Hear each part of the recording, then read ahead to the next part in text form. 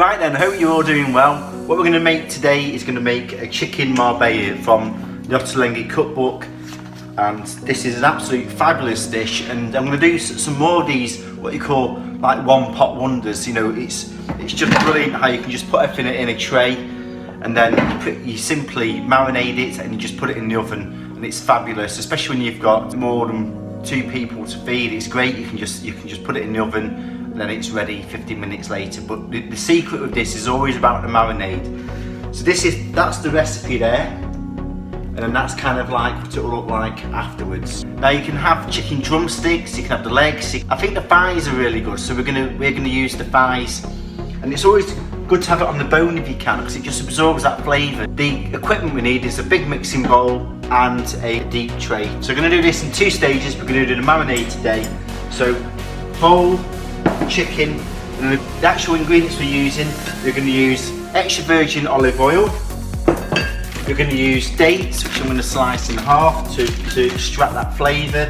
We're going to have some sea salt, some pepper for seasoning, red wine vinegar if you can, but we've got some white wine vinegar, 5 garlic cloves that are peeled fresh, ready in advance. We're going to have some pitted olives, some capers, some oregano. And then what we're going to add tomorrow, which we're going to layer on top of the baking tray, is the liquid of the molasses and also the white wine. And that's just going to be poured over the top so that it can simmer top. But what we're going to do today, we're going to prep all this up, put it in a bowl, marinate it, put some cling film over the top and let it sit for 1 or 2 days so it absorbs that flavour. What I'm also just going to make a little twist on this is the use of wild garlic. So I'm just going to use some of these for decoration, but I'm also going to use these as chives to marinate it in. So it's good to use things local and in season. Right, so I've just transferred the olives and the bay leaves into a bowl. Now we're going to add 60 gram of the capers, a little bit of the juices as well. Quite a key ingredient this. Right, so we've got the olives all prepared with the capers. You don't have to know exact measurements here, but we'll put all the ingredients and the quantities in the recipe column. And now we're just going to add a few small garlic cloves that are just in there, 5 cloves. So we're just going to crush these. Really recommend this garlic crusher, it's really good. So that can go in there. So you're going to add a couple of the bay leaves in, and add a pinch of salt. You're going to halve the dates. At least slice into them so that it absorbs the flavour. So add all the dates, add a bit of the vinegar,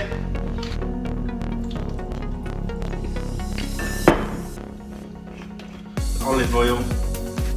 So we've now put everything in the bowl. All this is done already. Just going to add the oregano.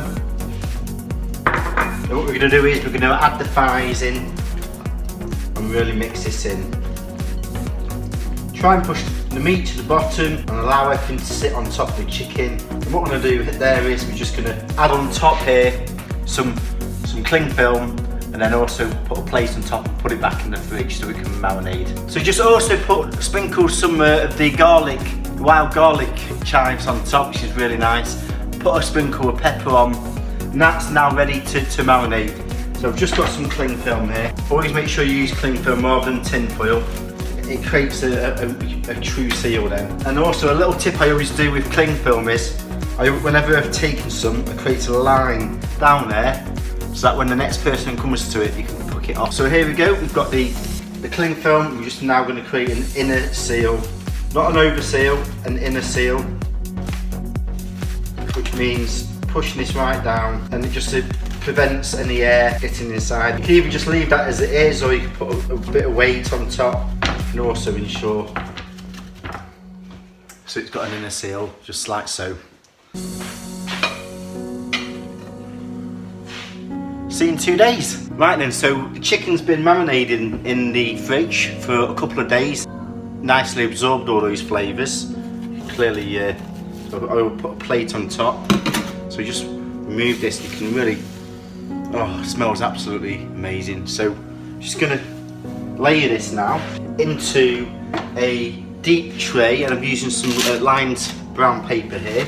So what we're going to do now is just lay this neatly into like parcels. I really do like these one pot wonders. It absorbs the flavours and it's just a bit more passion going into the cooking really. I'm just going to layer everything else on top.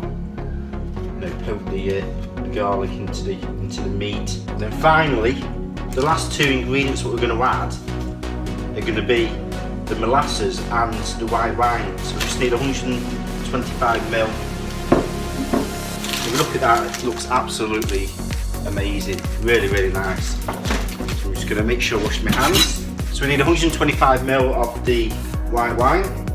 No preference there to what you use. And I'm using some of the molasses, which are really nice. Fire 1 tablespoon. I'm going to stir that in and dissolve this within the wine. Alexa, set the timer for 55 minutes. 55 minutes, starting now. So I'm setting the timer for 50 minutes really, but I'm just giving myself 5 minutes. Dissolve this and get everything ready, and I'm setting the oven to 180 degrees. Typical of May. I usually do find May is the best month. If you don't have molasses, you can use treacle. This usually works. This is the best. Or you can actually use date syrup, which I've done a recipe of, which is really good. I really hope you enjoy my shows, and make sure you subscribe onto my link and have a look at all the other recipes. I've got a few playlists going now. Recipes, I've got one for nutrition where I've been discussing sugars, and recipes like this. I know I'm adding sugars, but these are more deemed as healthy sugars. It's only like a tablespoon, but the good thing about home cooking is you can keep an eye on the amount of sugar you're adding. So this is now ready. I'm just going to add this over the top. Then this is going to go in the oven for 50 minutes. Make sure you coat all the chicken. Push the sides of this in. Make sure it's encompassed.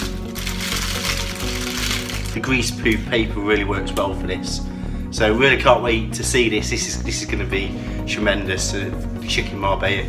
Really looking forward to this. We're just going to have some side dishes with this. We've done some tomato carpaccio, we've done some kale and broccoli. We've also got the crushed courgettes. Going to have some nice healthy vegetables on the side of this.